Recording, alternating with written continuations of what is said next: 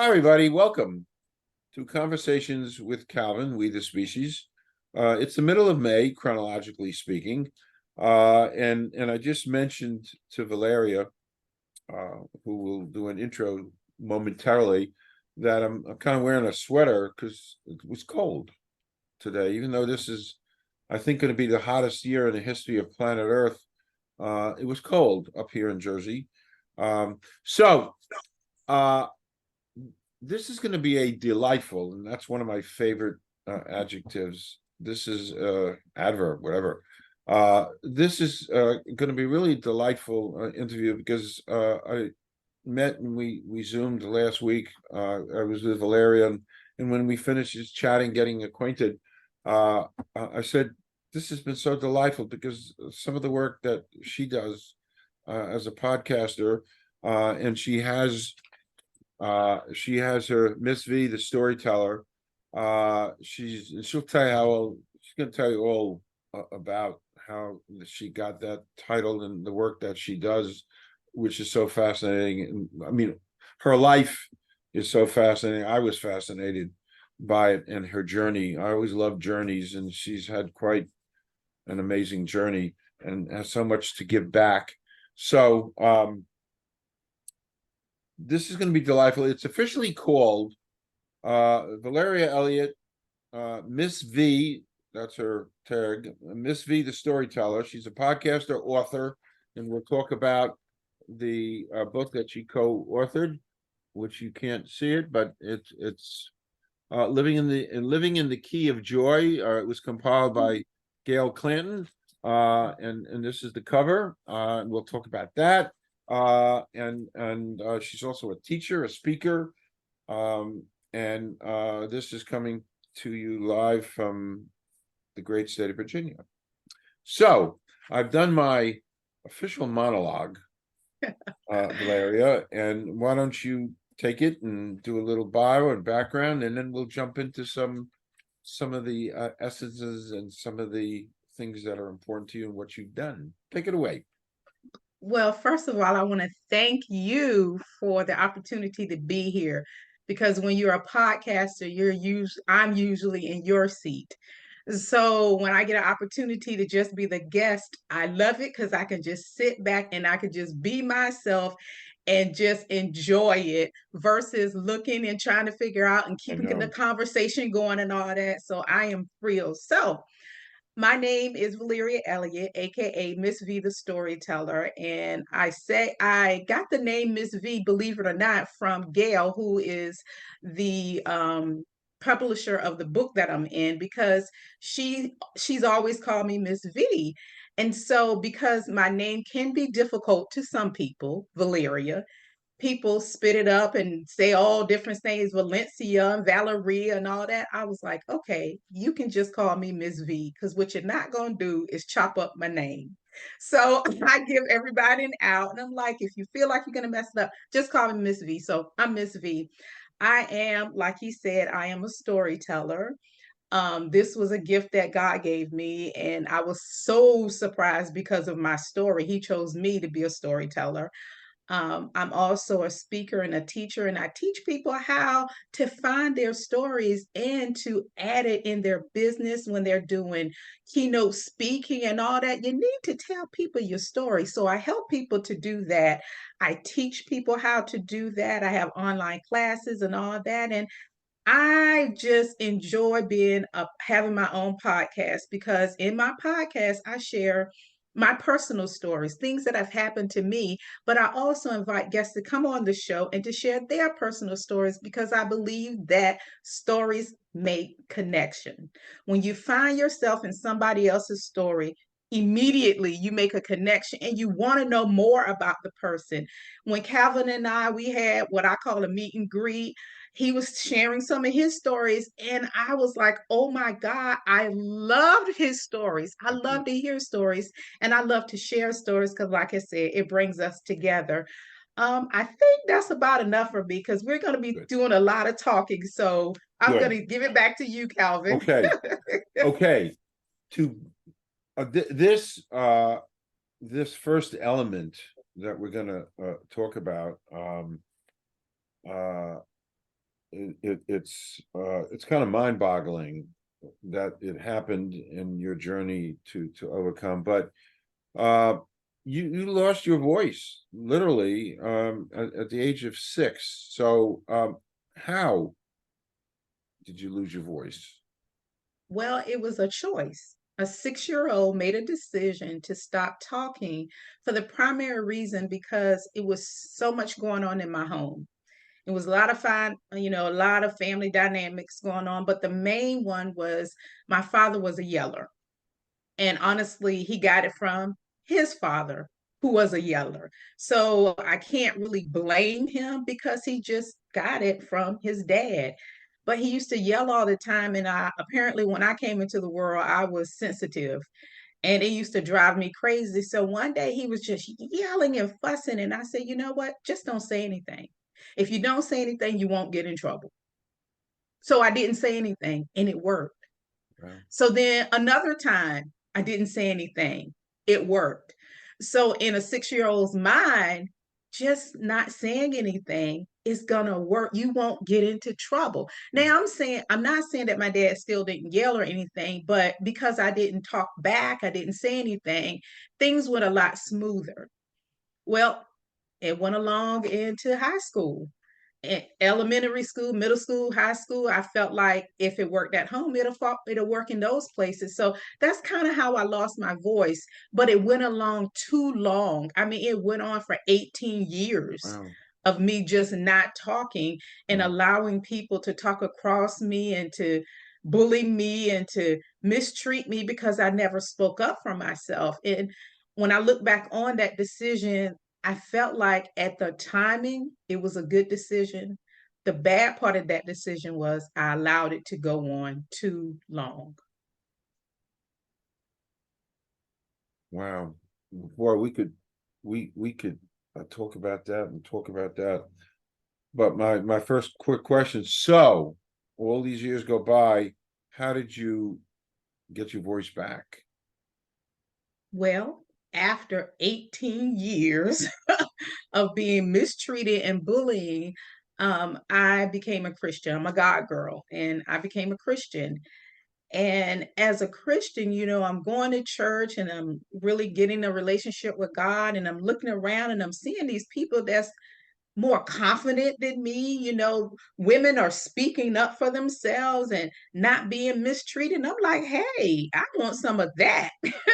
So one night I got on my knees and I really asked God to give me my voice back. I said, I'm so tired of being mistreated. I'm so tired of feeling hurt. I'm tired of people making me feel less than. And I had no self esteem because of that. Hmm. So, I mean, I felt bad about myself all the time. And oh my God, if it was a group of people, I would go all the way around just to keep them from joking me or, talking about me. And I was getting over it. So I prayed and I asked God. And sometimes you got to be careful when you ask God, for it because He will do that. And that's exactly what God did. He gave me my voice back, but not in the best way because what I found out is that I had turned into all the people who had mistreated me because I lived it for 18 years. And so I became those people. I was going to get you before you got me. And I called myself the cusser outer. And at the time, that's what I was. I will cuss you out. I was going to get you before you got me. Who are you talking to? Oh no, she is gone. And that was me, but I didn't know it. I didn't recognize it. And then one day I was at a football game and God, my angels, whoever you want to call it, the universe, shut down the entire stadium and allowed me to hear myself talking to this man. And when I heard myself, I said, oh my God, I am now a bully. I am now the people who mistreated me. And I was so hurt. By the time I got to my car, I was in a full blown ugly, Oprah ugly cry. I was so hurt because I was like, oh my God, you're mean. You're a mean girl. And I got back on my knees. I'm like, look, Lord, listen, I definitely don't want to go back to being a non talker. but I do not want to continue being the cusser outer and representing you. That's horrible. I need you to give me a medium. I need you to help me to come somewhere in the middle. Now, God did that. I'm not going to say that I'm in the middle all the time, because you catch me on a bad day, you're going to see a little bit more of the cusser outer without the cuss words, especially when I'm driving. But every day I make a point to try not to be the silent me or the cusser out of me. I try to be the person in the middle, and every day is like, nope, you're not going to go that way. Nope, you're not going to go that way. And that's what I do every day. It's kind of like I mean, it's like a battle, every Mhm. day you have to confront these things. And, we all have issues, and and the fact that I think it's a gift that you're so aware of Mhm. yourself and where you're at and what you want to be and what you don't want to be. That awareness is a gift that you can, deal with it. Um, uh, why would you say it's so important for that you never lose your voice? Well, what I found out by doing my podcast and talking to women, and even within myself, I realized that we as women, we lose our voice, not just, like me personally deciding not to talk, but we lose our voices in our marriages. And we feel like, you know what, just to keep the peace, I'm not going to say anything. Or we lose our voices on our jobs with our bosses or the people we work with, again, to keep the peace. We make the decision to say, you know what, I'm just going to let it go, I'm not going to say anything. And that's the worst thing you can do, because it becomes a behavior and you lose your power. You can always speak up for yourself, but just the way that you do it, you watch your tone, you make sure you do it at the right time, you make sure you do it at the right place. And sometimes it causes, you may have to plan it out, but never allow a moment or a conversation or anything to go without you saying how you feel, or what you want. Don't do that in your marriage. If your husband is a hot daggone mess, help him not to be a hot daggone mess. Speak up to him and say, listen, baby, we need to sit down and we need to talk, because I can't live like this. That is you regaining your voice, and that is letting your husband know that he's married to someone who can speak up for herself. It's the same thing on your job. Your boss, can I speak to you a moment? I'm not sure if you knew the way you came across, but you were a little bit harsher, and I wish you would have taken me behind closed doors and spoke to me instead of in front of everyone. And you're being respectful to your boss, but you also is allowing him to treat you the way you deserve to be treated. We teach people how to treat us. And if we lose our voice, that's people are going to mistreat you because you have allowed it. So you should never lose your voice, no matter what. If you need to take a 5 and go to the bathroom, pull your crazy stuff together, which I've had to do numerous times, and then come back and address the situation, then that's what you do, but never leave it. I remember talking to my brother on the phone one day, and he was just losing his mind. And I was like, I don't know who he think I am. But I didn't want to go back to him, because it would have been the cusser outer in him, because he likes to do that. I said, you know what? And I took a pause. I pulled myself together, because that the cusser outer was boiling up in me. She was about to come out. And I was like, no, you stay down. But I didn't want that little girl, the 6-year old, to come out. And I took a pause, and he was like, hello, hello, you still on the phone? And I said, yes, I'm still on the phone. And I made a decision. You can no longer talk to me this way. Until you learn how to talk to me, please don't call my house. Don't call my cell phone, because we cannot have a conversation. This is the last time you will talk to me that way. And if you can't get better now, then just hang up, or I'll hang up. And that's exactly what I did, because he wanted to continue to fuss. But I spoke up for myself instead of allowing him to keep, you know, going in my ear. I shut it down. And I was so proud of myself for doing it. I was like, you go, girl. You didn't cuss him out, but you didn't go back to being a little girl. You know, you found a medium. And I was like, yes, I did that. So the more you do it, if you've lost your voice, the more you will see yourself and you'll begin to like and love yourself. You'll be like, you know what? I like the way I feel when I speak up for myself. That's great. What a great answer. Um, you have a and I'm kind of I've been listening and digesting and of course I've been studying up on you. You're a wonderful storyteller because you know I was watching some of your podcasts. So when did you two parts to this? When did you know you had this gift for storytelling, and listening to you and absorbing? Um, do you think two parts? When did you know you had a gift for storytelling? And do you think the fact that you, quote, had lost your voice for just an extended period of time, all that energy was inside? And then when you found the way to release that energy, it enhanced, and this is my guessing, it enhanced your storytelling ability, the fact that you were quiet and then you exploded. Does that make sense? It does make sense. Okay. I think that I've always been a storyteller in some form or another. When I used to teach school, I used to be a teacher. I used to sit on the floor with my students because I had the little ones, which I love the little babies, not the babies. They hate it when I call them the babies, the kindergartners and first and second grader. I call them my babies. They like, we not babies. But anyway, I used to make up stories all the time with them. I did. And the parents would come in and ask, where could they buy the book? And I'm like, there is no book. You know, I would make it up and I would insert their names. And that's the best thing you could do for a little child when you're telling a story is put their name in it. And they're like, oh my name's in a book. And they loved it. They would ask for stories where I would put, and one time I had 24 children. I had to put 24 names in a story that I made up for my kids. Wow. So I've always been that way. But because I was an introvert, always kept to myself, I would make up stories, especially if somebody mistreated me. I would make up a story of me laying them out or telling them how I feel. I would like, make up a character and I would do that. So I've always done that. But I got it from my great grandfather. He's my big daddy.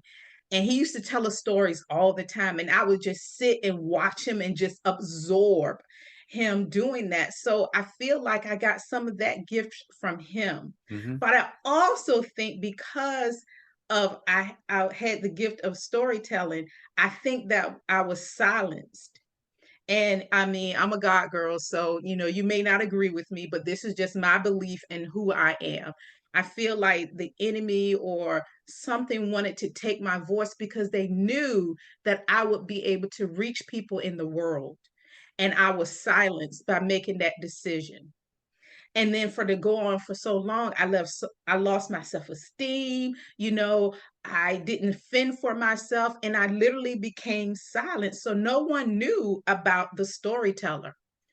But when I did get my voice back, and after I went through some healing and some forgiveness and getting more back to that neutral person, God said, I want you to be a storyteller because you are a storyteller. And what I want you to do is I want you to share your story with the world, because when people look at you and they hear you talking, they won't believe that you lost your voice and you really did. I mean, my family is like, who is she?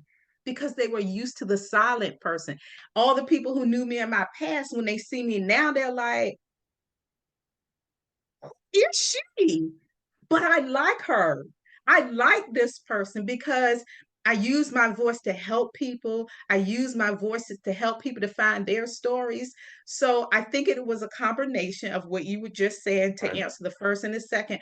I think because I lost my voice, I think that was a good thing. I wish it had went on so long though, Right. but I think it was a good thing because now I know the importance of using my voice and never going back to losing it, because our voices are so powerful. We speak life with our voice. We speak life into other people with our voice. In our children, you are beautiful, you are smart. And the more you speak into your children's life, they believe what you say. Your mom, your husband, when you tell him you're a great provider, oh my God, I just love the way you treat the family. That man begins to believe that. And he's like, I am a good husband. I am a good provider, because words are so important. And that is why people will try to silence you, because they see in you something that either wish they had or something they want to keep contained, because our voices are so powerful. And so I go out now because I lost my voice. I'm like, listen, oh no, no, no, no, no. You're not going to silence me. I am going to say what I want to say, whether you want to hear it or not. You have a right not to listen to me. Walk away. But there are 9,000 Right. million, billion, trillion people out there that want to hear what I have to say. So go on about your business and let the people who want to hear me hear me. So that was a long way to answer your No, question, but that's a great answer. I'm listening to you and I'm digesting what you're saying, and I just had a light bulb go off in my head. Now, my life's journey is obviously different than yours, but in my early years, through high school and in the beginning of college, all those years, one of my nicknames was Silent Cal. I didn't talk mm, much. Uh, I didn't talk much because it's heavy and deep, and I examined some of those things in my second novel, which will be published this summer. But Valeria, there's similarities because I was very quiet. I didn't have self-esteem. I was very tall and goofy, and so it's funny. I have a friend. We've been friends now 63 years. wow. Yeah, we from like sophomores in high school. And he marvels and he tells me all the time, says, Calvin, I can't believe what you are now because I remember you when you were. So I wasn't Yeah. like you, Valeria. I didn't quote lose my voice, but it was a very quiet and silent Hmm. voice for a long, long time. Interesting, because I tell stories now too. I love telling stories, and I'm not as proficient as you. That's not my tagline, but so we've had a similar. That's why I'm really identifying with what with what you were saying. Just anyway, uh, so it's really close to me, your journey, because in some small ways I've lived part of it. But you had, if you want to just touch quick, you had a bunch of recent appearances. Um, if you want to touch on any of those, you were on the Mortified show. I'm Yes. just um, let's see, winner first person art story. You've been featured on a whole bunch of different podcasts, interview with Joe Dimeo, conversation with Rich Bennett, et cetera, et Yeah. cetera. Anything you wanted to highlight with all that you've accomplished and done? Well, what I will say is there was a particular show that I was a guest on, and he was a guest on my show. And one of the things, and I had to, well, I'll tell you what happened. I was on his show, and it's called, okay, I can't say it properly. Rent. It's where you look at the ink blocks and then you look at and you Oh, tell the the Rorschach. person, The Rorschach. Rorschach. He That's a has a show terrible that's word. called, That's okay, that word, you said better than me. I was on a show and that's what he did. And so I had three pictures and I had to tell him what I saw in the pictures. And then he would kind of like tell me his thoughts on what I saw in the pictures and all that. And that's the way that he ran his show. And that's the way he did it. And I was respectful. And he loved the fact that, I lost my voice and how I got it back. And so we talked about a little bit about that, but the focus was the ink blot pictures. So, and there's a point in his show where he will show, I'm able to pick two pictures for him to tell me what he saw. oh, wow. Wow. Yeah. Interesting. which was that needed to be done for him. So when I pick, and it's the same, like I had three, and out of the three, I was able to pick it and ask him, what did he see in those pictures? And one of the pictures he saw, I asked him, I said, well, what do you see and why? And he explained to me. And as he was explaining to me, I'm sitting here like, oh my goodness, should I tell him this? Because I'm listening and I'm like, should I say something? And it had to come out of me. It had to come out of me. And I said, I heard everything that you said. I said, but one of the pictures he saw, I saw a crown. He saw a fence. To me, it looked like a crown, but to him, it looked like a fence. And he was saying that it was hard for it. He saw himself at the fence and his life, he was just pushing his way through. He was going to continue to push his way through until he made his mark. And I'm looking at him, I'm like, well, why are you trying to push yourself through a fence? You have been through hell and you've come out of all of this. You have the strength to take those bars and pull them apart and walk right through the fence. There is the season of you sitting there and pushing your way up against a metal fence is over. Now it's time to take the fence, pull it apart, and walk through. It floored him. Wow. I was floored. And when the episode came out, he told me, he said, this is the first time that this has ever happened to me. I've never had a guest on my show that has poured into me. Usually I'm the one that's giving to them.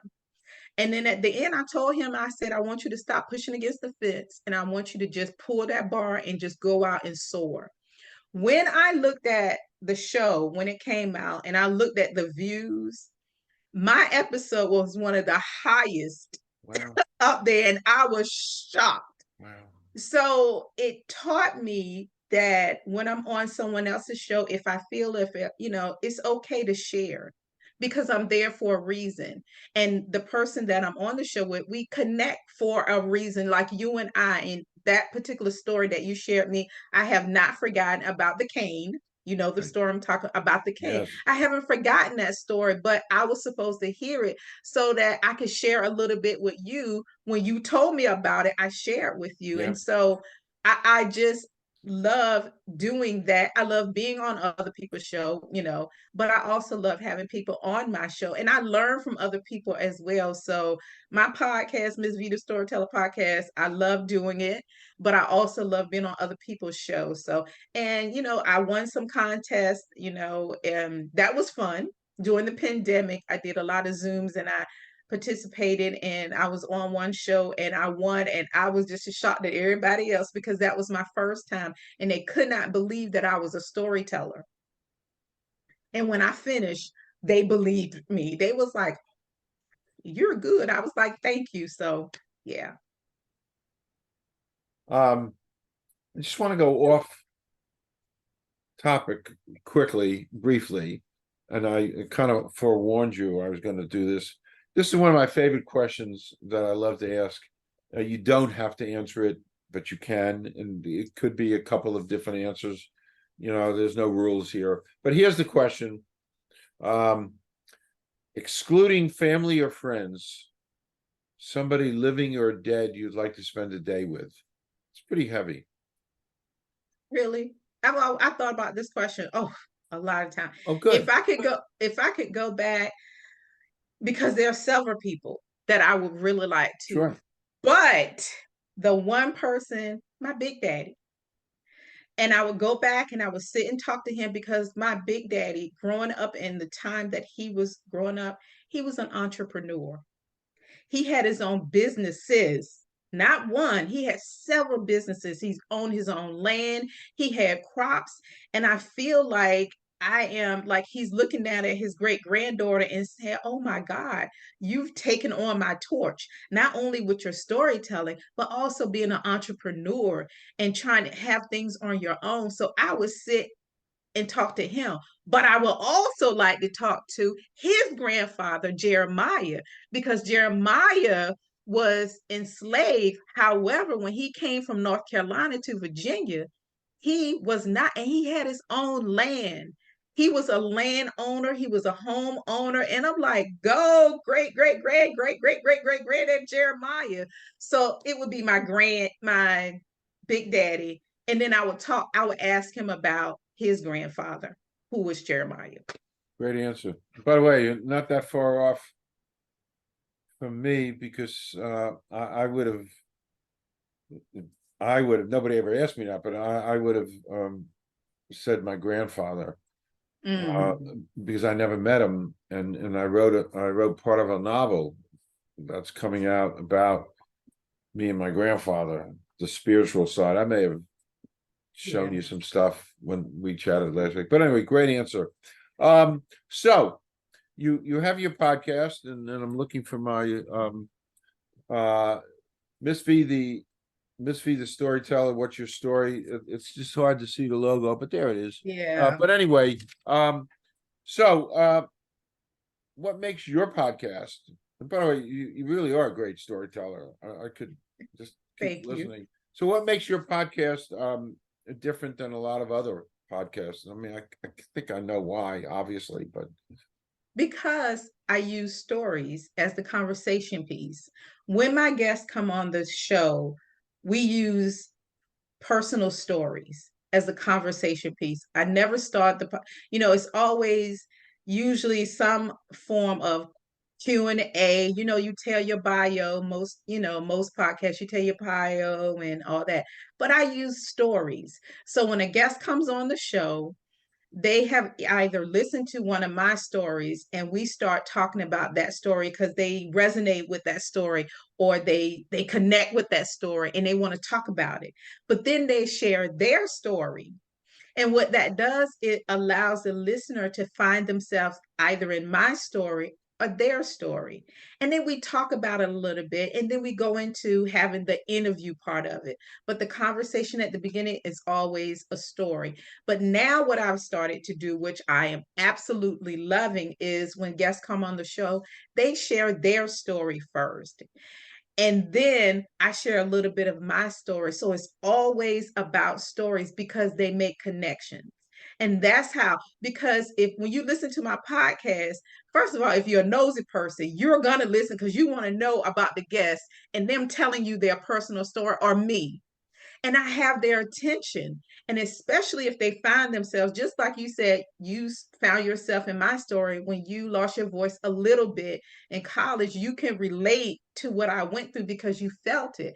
We make a connection. If I never shared my story, you wouldn't know. If I just came on the show and just talked about me being a storyteller in my podcast, you would never know that we had that in common. right. So that puts us on a connection. We can talk about a lot of things because we have that. And so that's what I do with my show is I have them to come on the show and we talk about stories, and they're always real personal stories, not made up stuff. But something I also found out in doing this is a lot of people do not know their story. They know what they do for a living. They know that they're a mom, they have children, they know who their parents are, where they grew up, but they don't really know their story. They've never sat down and thought about, why am I the way I am, or who I am. And it's all because of our past, things that happened in our past at 6 years old, not, losing my voice. That is why, that is a part of my story of who I am today. So it's so important that you know your stories and that you share your stories. Great. Great answer. Um, you also have online classes because you're a teacher. Can you talk about your online classes? Who should take it, kind of thing? Sure. What I've done, what I start doing is it's called How to Find and Tell Your Personal Story for Business or Branding. And basically, what I do is just what I said. I help you to find your story. Now, don't get in your mind, I know my story. I knew what I grew up. No, no, no, no. I help you to craft it. Let's say you're a keynote speaker and you're going to be on stage and they give you 30 minutes. I help you to craft a 5 to 7 minute story to share about yourself. Because what you don't want to do is be a keynote speaker, go up there and just say, yeah, I'm a professor of so and so and so. I've done this for 30 years and whatever. What's going to happen is people going to pull out their cell phones. They're going to be looking around because been there, done that.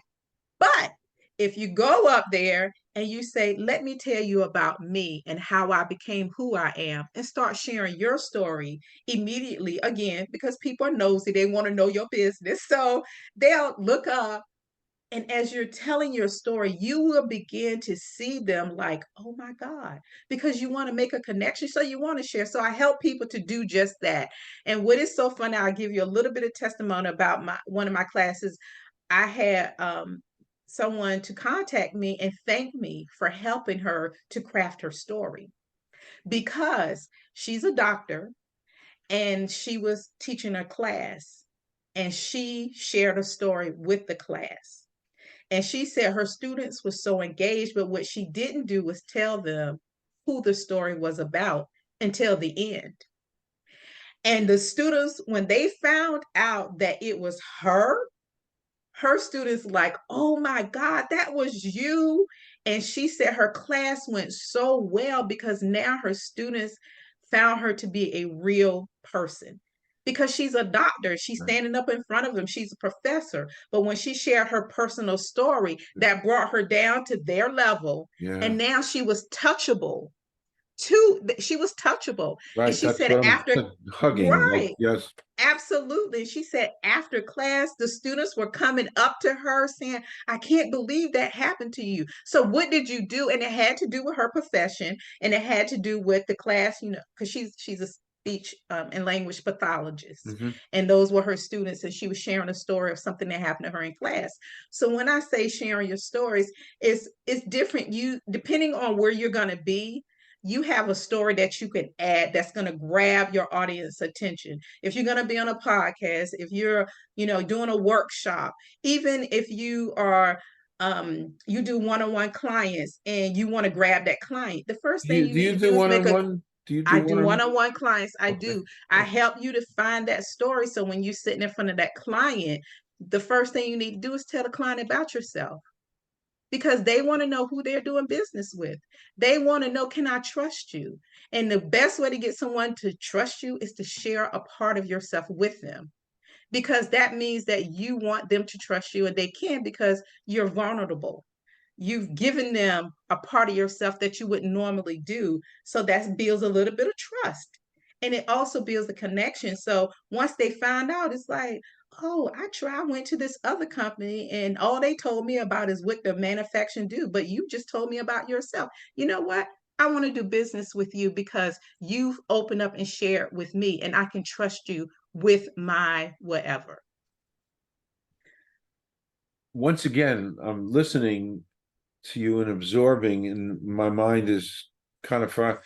A couple hours ago, I got a Facebook message from a dear friend of mine. We've been friends. Um, she was a former uh, educator at Rutgers University, and she just wrote me. She said, "Cal, this is so funny, Valeria, because she wrote me this one. She says, Calvin, you need in your next project, you need to. I swear she said this to me. You need to tell your story. This is just what you need to tell your story. How at 65, when most people are done Mm-hmm. in life and are sitting on the front porch drinking prune juice on the rocking chair. She said, you've had 5 careers already since you turned Yes. 65. You need to tell that story because there are armies of senior citizens out there who could profit and learn by it. And maybe the Mm-hmm. people who are going to become senior citizens have to know that it's not the end of the road. It's in some ways even the Yeah. beginning of a road. but that's storytelling, and that's what you. It's Yes, so and that's what interesting. I do, and I help you to craft a story because you know your story. When you begin to talk, sometimes you'll go off into a whole different direction. What I do is I help you to craft it to keep it within a certain amount of time, keep the facts, keep those things so that Smart, it's engaging and everything, but you don't lose them. Because I know my dad, sometimes when my dad is talking to me, I'm like, oh my God, he done went all the way to China and came all the way back to just basically, and I really learned from my dad because I'm like, Dad, you could have just told me that story in 5 minutes. We've been sitting here for 45 minutes for you to get to the point. So what I do smart, is I help you to craft the story because we all know our stories, but do we know how to tell our story smart. in an engaging way to keep the listener from being bored, picking up their phones or getting up, going to the bathroom to hold their attention? I mean, if you're watching this, I'm sure you're like, oh my gosh, she's so engaging because I lean in sometimes, I use my hands, my voice fluctuate. All that is a part of storytelling. You use your whole body, but people are entertained versus you just sitting there. Yeah, when I was a little boy, they used to beat me up all the time. No, you got to put some oomph in it. So, so that's what I do. I teach you how to do that. Again, I'm listening and absorbing, and for me, never realizing I'm a storyteller because that's part of what I do, but I'm not a great storyteller because I don't really know how to tell stories, and I can't tell you, Valeria, how many times people have said to me, "Get to the point," including my Right. wife out there in the kitchen. But that's what So, I have you to do because so many people do the very same thing that you do, yeah, and I teach you how to do it. And I remember the very first class that I did, one of my students, I told her to record herself telling her stories. And I gave her a couple of things. One of the things you need to do is you need to go back and listen to yourself and look at yourself when you're telling your story. The first thing you need to do is if you're to me is like you're I searching do that for all the something time. to right. I do that To me all is the like time. right. You're searching for something to say, or you're trying to get your thoughts together. So that's the first thing you want to work on is a no. I don't think the entire time that I've been talking to you that I said except for in this example, I'm reaching for because once something. Yeah. once you know your story, you will not because you own it. It's yours. You practice it enough, you'll be So able to tell smart. it. I can tell this story 30, 100 times in a row because it's my personal story and I share it. Now, when I share my story, I might change a little bit more. Like some places, I share a little bit about my granddaddy who was a fusser. I might share that little bit of part of his story, or I might tell the part about when I was bullied, physically bullied in high school. I might add that into my story, but those pieces are all there. It's just knowing when to pull them out in the audience to share it to. And I'm giving you all a lot of free tips, Yes, you are. but Yes, you are. And I cannot begin to tell you, and I'm absorbing more and more and more of you, and the light bulbs are going off because what you're saying is so powerful and so important and it so real. is. It's funny, I have this little card hanging over my computer. You see what it says? Well, you can't. Oh, Oh, shoot. the light. Yeah, the light won't let me see it. Oh, It yeah. says Right. um. It says it's because I do ums all the time because I'm Yeah. not thinking. So Mhm. the light bulb's going off more and more and more. What you do is so important because we all tell stories in business and whatever. So again, light bulbs going off. It's truly an art form, is what you teach. That's what it Mhm. is. See, I just did I just did But you get grace because you're doing an interview with someone you just met a week ago.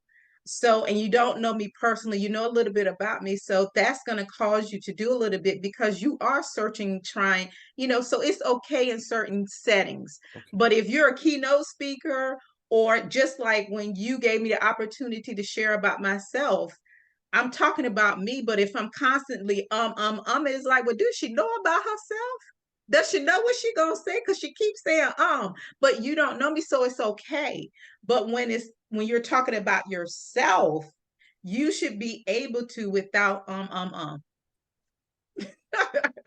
Wow, and it's right there. My wife always tells me, Finally, the last thing I wanted to ask you, is you co-authored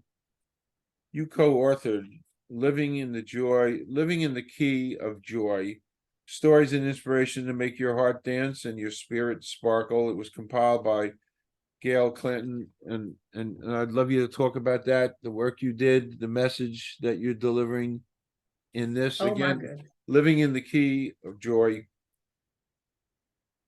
Please It talk. was, listen, you all, this was an incredible journey.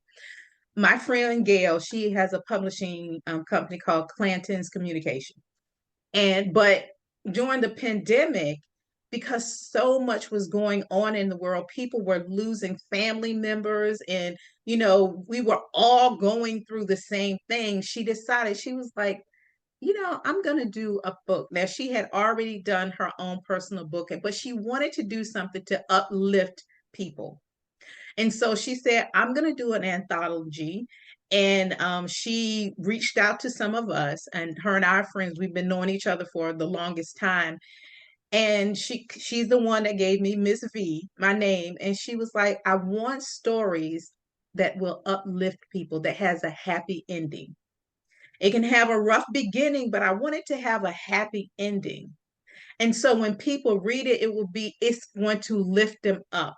And so I decided to put the story about me losing my voice, and it tells the whole story. So that is my story. But we had women who shared stories. There was one person that shared her book. She's just passed maybe 2 months ago. And I remember her when we had our photo shoot for the book. We all met at Gail's house. And I remember her telling me the story of her as a little girl. She's an older lady. She was in her 70s or 80s. And she was sharing with us the story about when she went to school, how she would have to drive past all these schools just to go to this little school. And they barely had books to read. They got hand-me-down books for her to learn from. But the most amazing thing about her story is, although that was her past, she went to college.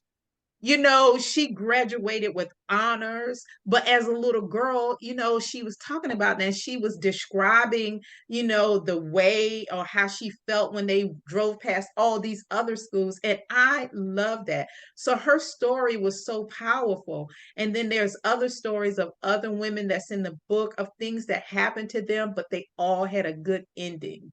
And so we were like so excited when the book came out, and the feedback that we got back from the book is like, oh my God. I mean, you don't have to read everybody's story. You can look at the title and just go in and just say, oh, I want to know her story. But when you start, it's kind of like, I want to know everybody's story. Again, being that nosy person or want to know other people's business, you'll go. And I sat and I read, I was like, this is so good. And volume 3 just came out. So she did another volume. So, and that's like #1 on Amazon. Wow. So when you pull it up, you'll see all the books. So yeah, I was so thrilled about that. Yes. Are So, you and in it's on volume? Amazon. Are you in volume 3? No, I'm only in volume 1 right now, but Okay, in a couple of months, she's going to do another volume. And I fine. think I probably would take part of that because there's another story that I want to get out there. Okay. Wow. Um, this has been great.